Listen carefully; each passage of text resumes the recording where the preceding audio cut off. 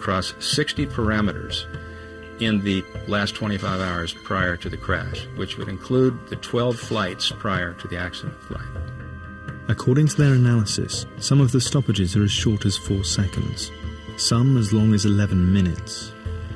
This flight data recorder was consistently switching itself off.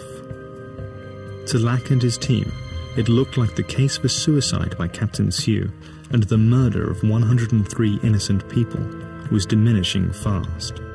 That far from crashing the plane deliberately, the pilot and co-pilot were engaged in a desperate bid to save the aircraft in their dying seconds. The pilot and the co-pilot would have been more than likely going through the steps that they had been trained to do to determine what had happened to the aircraft to try and correct for that action.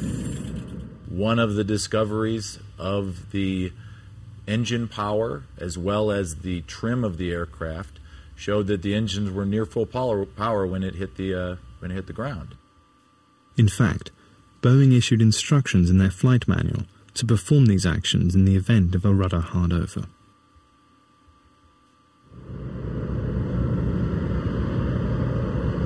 But in the case of Silkair, some believe that the plane flipped onto its back in less than 5 seconds, and nothing more could be done.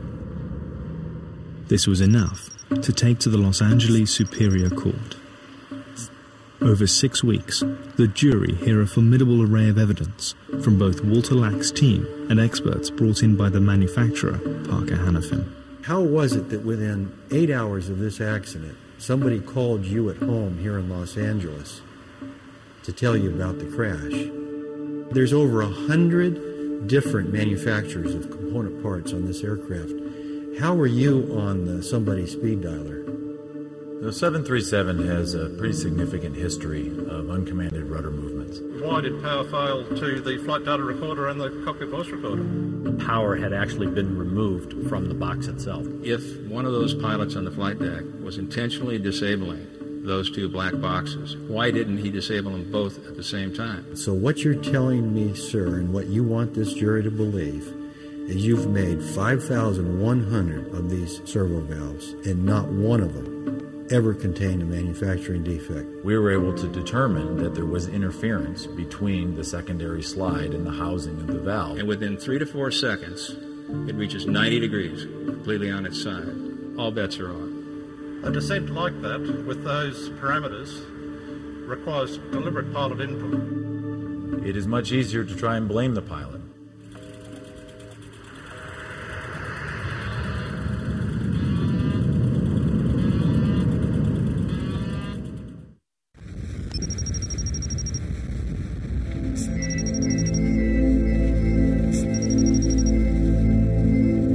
Every year, family members and friends of those who died in the Silkair crash of 1997 return to the crash site near Palembang in Indonesia.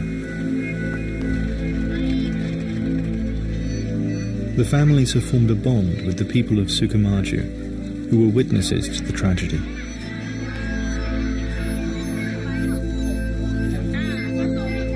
It's another station in their annual pilgrimage. And they always bring gifts. I know the village of people are very poor, so I just want to bring something for them.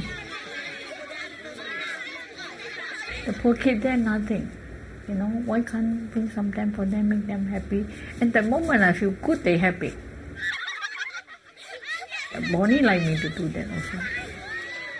It's a part of coming to terms with what has happened. Letting some good come from the tragedy.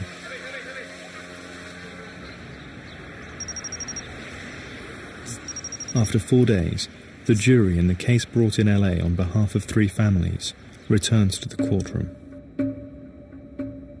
We, the jury, in the above entitled action, find the following special verdict on the following questions submitted to us. Did the servo valve contain a manufacturing defect when it left Parker Hannifin's possession? Answer, yes. There were 187 questions that had to be answered, and every one was yes in favor of the plaintiffs and against Parker Hannifin. That type of total victory is unheard of, even in these other cases where large amounts are awarded. The jury awards the three families nearly $44 million in damages. Was it a large amount of money? Unquestionably, yes, it was. Was it fair compensation for the evidence we put on? It was 100% justice. It's the kind of case they built the courthouse for.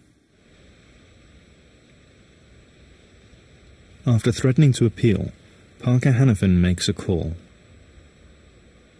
Although the company denies any liability for the crash, it agrees to settle with all 91 families involved.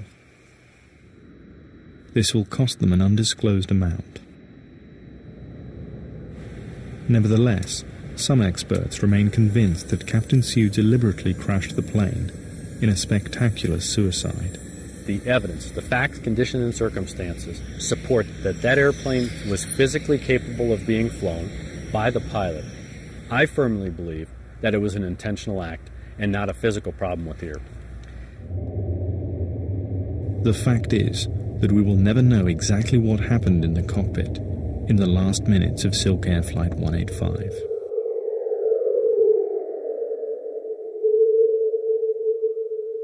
But after a series of incidents with uncommanded rudder hardovers on 737s, the Federal Aviation Administration have ordered that all 737s, thousands of them, have to replace the original rudder control components with newly designed systems with extra built-in redundancy by 2008.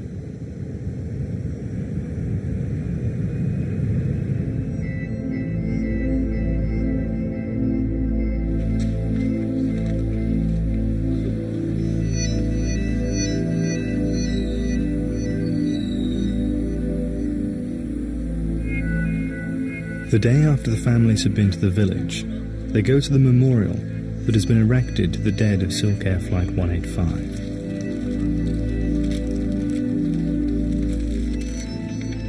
It's a time for contemplation and for communing with their loved ones.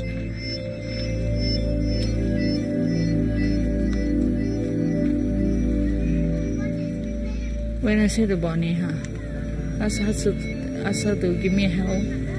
Ask Randy take care of Bonnie, Bonnie take care of Randy. They are in God, in another world. I still love them.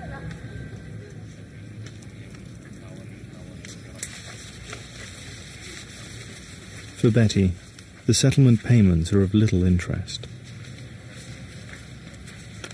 I never feel better. I'm so lonely, right?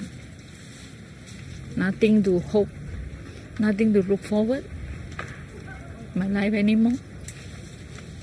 Even you give me 10 million, 20 million, so what? I'm alone. What consolation there is lies beyond the answers and the justice. It's making some small good come from the catastrophe, but never peace. No. How can be peace? I also don't know how to be peace. I don't know how to be peace. I want to, but like, how? You teach me.